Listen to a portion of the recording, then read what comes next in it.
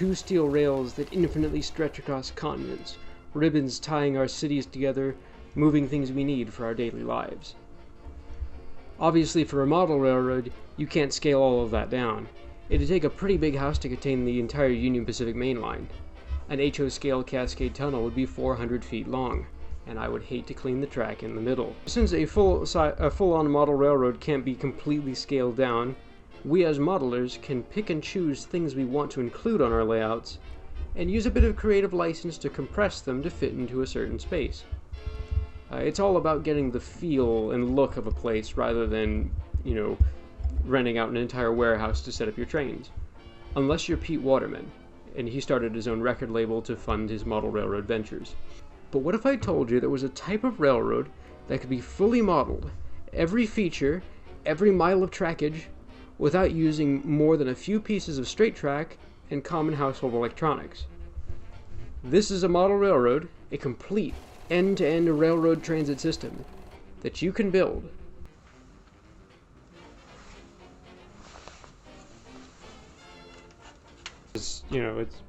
Technically it's a railroad. It's a form of rail transit. It is a railroad line. This is a funicular railroad, also known as an incline plane or a cliff railway. This one in particular is inspired by the Duquesne Incline of Pittsburgh. I visited this incline railroad and its companion, the Monongahela Incline, with a friend of mine, and we had a great time going up and down the mountain.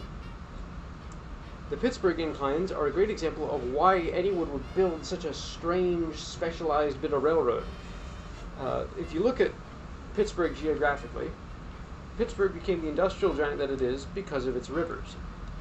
Along the rivers, arteries of trade such as coal, iron ore, and other necessary things for making steel could be transported up and down the waterways.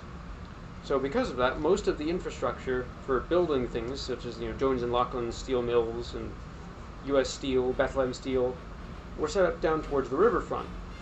But geographically, the riverfront slopes away pretty quick when it goes up the mountains. The valley is pretty steep, and so there's not a lot of real estate on the riverfront itself. And so for housing all of the people that have to work in the Jones and Laughlin mills, well, they got to go up the mountain.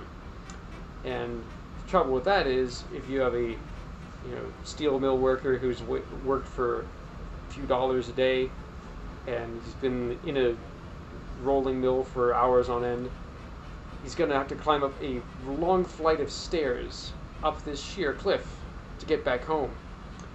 And so, to give the weary steel mill workers a lift, they introduced the incline plane. Half elevator, half railroad, they provided a vital service and are still very handy for getting around the city today.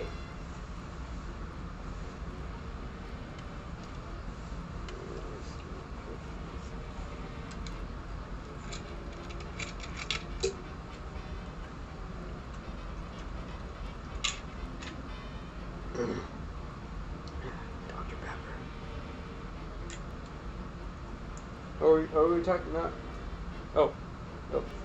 Anyways, while I was with my friend at the Duquesne Incline, we made an effort to get as many pictures of the machine room as possible.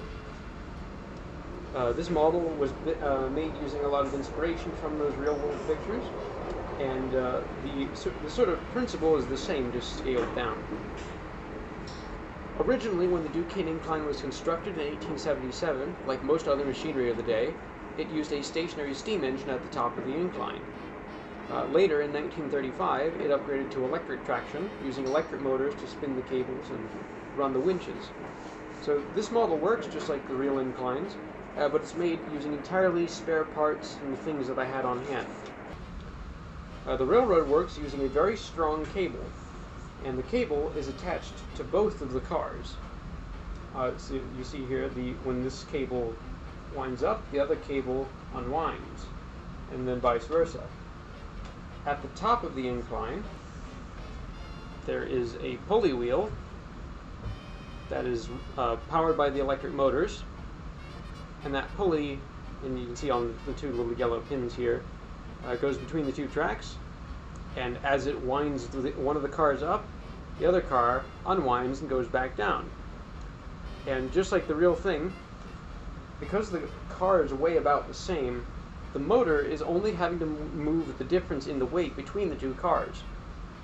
So across the top here, the actual impetus for doing this was I had a few pieces of this straight track left over. There's two 9-inch sections here, so this is 18 inches long for reference if anyone else wants to build one of these. Really any straight track will do. And underneath here is a very small can motor. This one I think came out of a CD drive or something, but that just drives through a bunch of Lego gears. The motor spins quite quickly, and there's lots and lots of gear reduction, so there's a lot of torque, and the cars don't move too quickly. In terms of control, there's actually just these two little switches. One of them is power, one of them is direction, and they're run off a little 9-volt battery pack. Really, you could kind of run this off of anything. You could actually run one of these off of a model train controller if you really wanted to. I run this one off of batteries because, as you can see here, it makes the entire thing self-contained. And if I push the little button here, yeah. The thing I like about this whole setup is that, as I say, this is about the shortest possible real railroad, and because it's battery powered and it's just got the 2 tracks and it is only yay big, I can take it anywhere and set it up anywhere. Now normally this lives on a section of my main model railroad. There's a notch in the hillside and this just kind of drops right in. But really you could set this up on a bookshelf. I think one of these would look really nice, you know, as a set of bookends. So in terms of the designs of the cars themselves, if we bring this a little bit closer in, the one on this side, I decided to make them both different but weigh the same so that the weight balance isn't thrown off, but just to add a little bit of variety. The red one here is based on the ones at the Duquesne Incline. As you can see, it's the sort of enclosed car body. It's got the 4 windows through there. Got some crew figures in there. Bring this a little bit closer, you can get a better look at this. The actual construction of these is pretty simple. These are just made with cardstock. Underneath is a standard freight car truck that I just had lying around. The couplers had rusted off, and I hadn't. There was no room to put a screw in, so this was kind of the ideal job for them. And yeah, pretty simple. The one on the other side, if we play out a little bit more cable.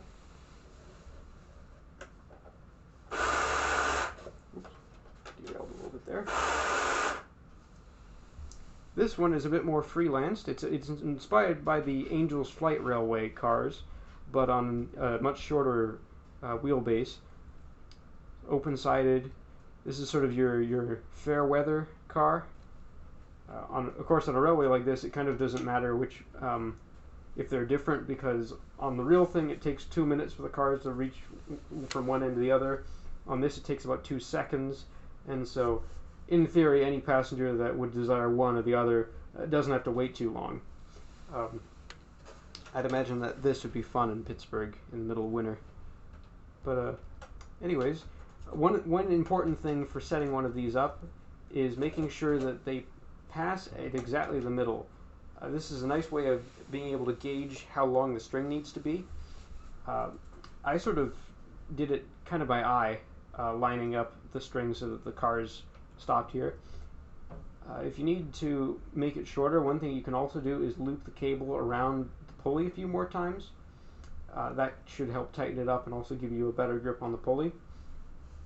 One other feature that mine doesn't have but could be added to another one of these is some sort of automation with an Arduino. On mine operates just like the real thing, where it has a manual operator, the engineer as it were. And so down the side here are the 2 buttons for operation. This is the forward reverse, and this is the motor control. As you can see though, every time it reaches the other end, I have to manually stop it. Although there is a bit of a safety feature in that if it reaches the end and the motor starts going,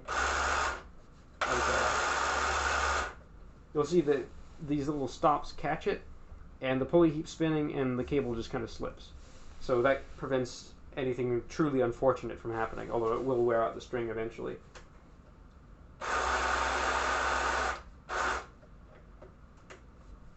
But yeah, I imagine that with an Arduino you could have a sensor at either side and two at the bottom, and that would be enough to sort of gauge where the cars are, and from there you could automate this thing and just leave it alone, and there you go. You've got a totally autonomous little mini layout, or you could add this into a scene on a major layout and, you know, have your regular trains meet up with this, or maybe a trolley car.